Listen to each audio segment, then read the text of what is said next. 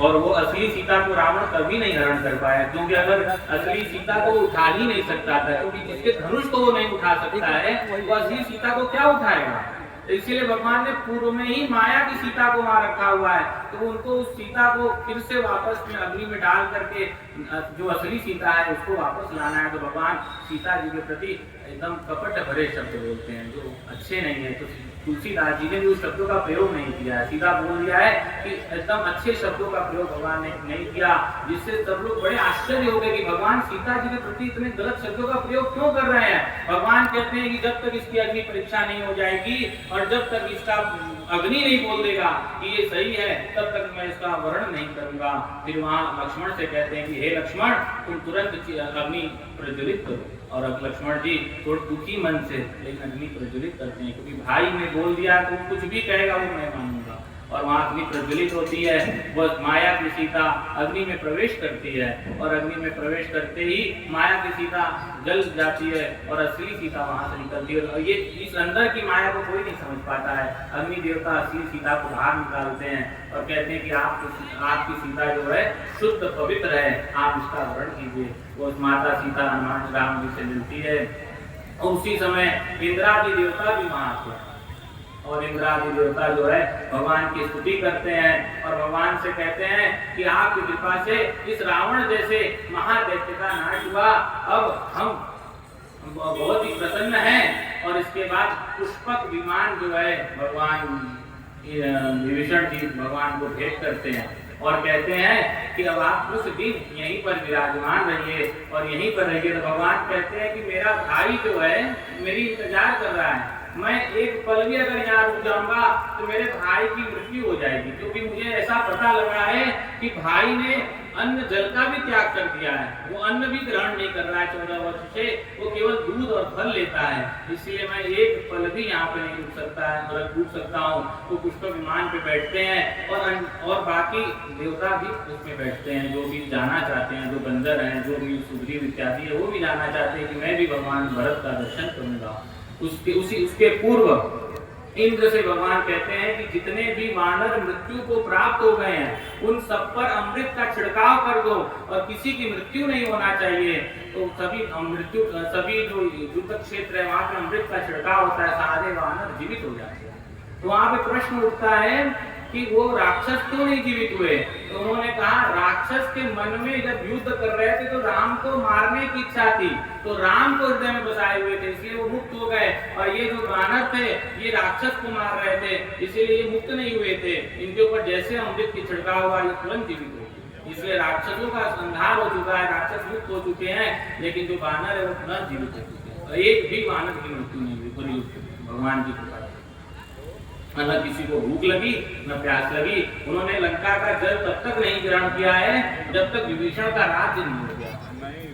और इस प्रकार से भगवान पुष्पक विमान पर बैठ करके माता सीता सहित वहां से चलते हैं। और जब माता सीता को बतलाते हैं कि हे देवी देखो ये मैंने सेतु बनाया है और ये रामेश्वर तीर्थ की स्थापना की है, फिर उन्होंने वह जगह दिखाया जहाँ पर उन्होंने बाली को मारा था, प्रहर्षण पर्वत को दिखाया, फिर वो पंचवटी आता है, दर्शन ऊपर से ही सब करा रहे हैं कि देखो ये पंचवटी है, यहाँ पर ही महात्मा अगस्त जी से हमारा दर्शन हुआ था, यहाँ पर जटायु की मृत्यु हुई थी, यहाँ पर जो है राजा स्वामी अगस्त जी अत्रि अनसुईया का दर्शन कराया, भरद्वाज ऋषि का दर्शन कराया, फिर श्रृंगवेर पूरा करके बैठते हैं। कहते हैं कि अभी भी एक दिन शेष है भरत जी जाने के लिए, अगर एक दिन पूर्व भी मैं नहीं जा सकता। वहाँ पर देवी माता सीता जो गंगा जी की पूजा करती हैं, गुह राजा से विनती करती हैं और फिर वहाँ पर हनुमान जी को भगवान को भी बड़ी तड़प हो रही है कि भरत जी से कितना जल्दी मिल जाए, क्योंकि एक एक क्षण भगवान को भी नहीं सहन हो रहा है और एक एक पल जो है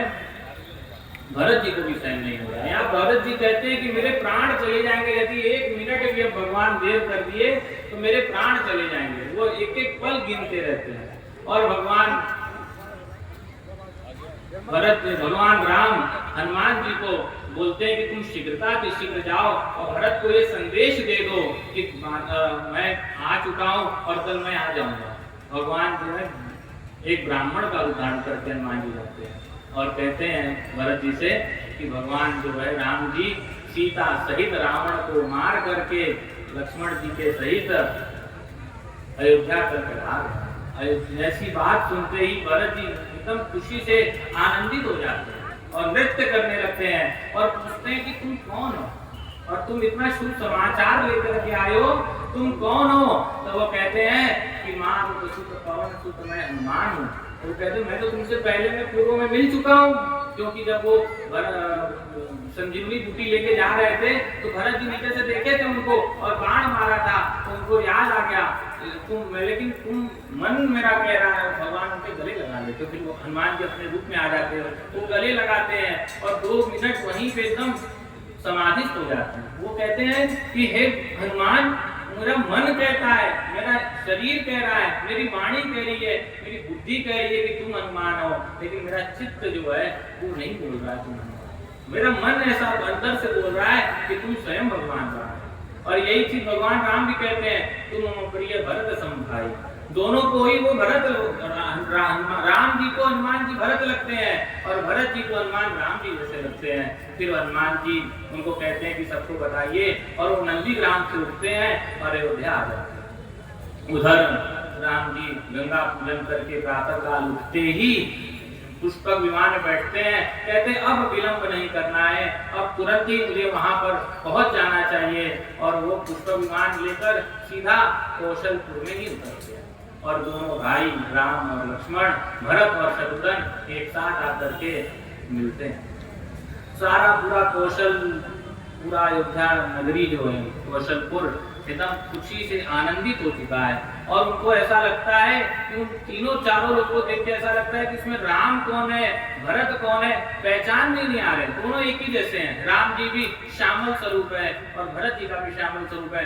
दोनों ही वनवासी रूप में हैं, दोनों ही कृषिकाय हो चुके हैं, एकदम पतले हो चुके हैं। समझ में ही नहीं आ रहा है कि राम कौन है, भरत कौन है। और दोनों एकदम खूब रोते हैं एक दूसरे को देखकर कि मुझसे गलती हो गई, मैं आपके साथ ही जीवन भर रहूंगा, ऐसा बारंबार प्रणाम करते हैं। फिर भगवान अमित रूप बना लिए, मतलब इतने सारे रूप बना लिए कि कौशल अयोध्या देश में कि सबको ये लगा कि भगवान मुझसे ही मिलने आए और भगवान सभी को दर्शन देते हैं। इस प्रकार से वशिष्ठ जी आते हैं, भगवान वशिष्ठ जी को प्रणाम करते हैं। सारे वानर देवता भी वशिष्ठ जी को प्रणाम करते हैं, जितने लोग आए हैं सब वशिष्ठ जी को प्रणाम करते हैं। फिर भगवान सबसे पहले कैकेयी के घर में जाते हैं, जहाँ से वनवास की शुरुआत हुई थी उसी जगह उन्होंने अपने वनवास को समाप्त किया है।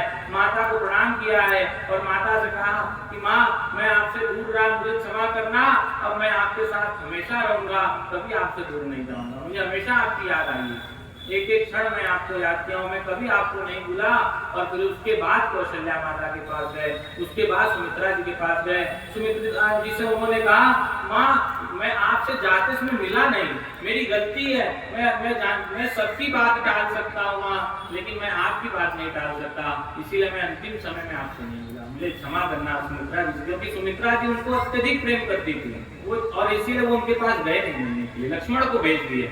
लक्ष्मण को उन्होंने कहा कि जहाँ राम ही तुम्हारे माता है, माता रामो मत पिता रामचंद्र, तुम्हारे राम जो है पिता है और तुम्हारी माता सीता है, वो जैसा कहें वैसा ही करना, और उनको विदा करती है। लेकिन राम जी अंतिम समय में सुमित्रा जी से नहीं और चले जाते हैं। फिर वहां पर वशिष्ठ जी आते हैं और भरत जी जो है वशिष्ठ जी से कहते हैं कि अब इनका जो है राज्याभिषेक की तैयारी की जाए। तो वशिष्ठ जी कल करते हैं, कहते कल नहीं आज ही करना है, क्योंकि अब एक रात में ही सब कुछ यहाँ बदल जा रहा है। ये अयोध्या है, यहाँ एक रात में क्या हो जाए पता नहीं लगेगा, इसीलिए आज इसी समय कोई तिथि वार नक्षत्र मुहूर्त की आवश्यकता नहीं है, अभी तुरंत भगवान का राज्याभिषेक करना है। और सर्वप्रथम जो है राज्याभिषेक वशिष्ठ जी ने तिलक लगा दिया, उसके बाद सभी ब्राह्मणों ने किया, उसके बाद सभी ने किया, जो अयोध्यावासी उन्होंने भगवान का राज्याभिषेक किया है और भगवान राम का आज राज्याभिषेक हो गया।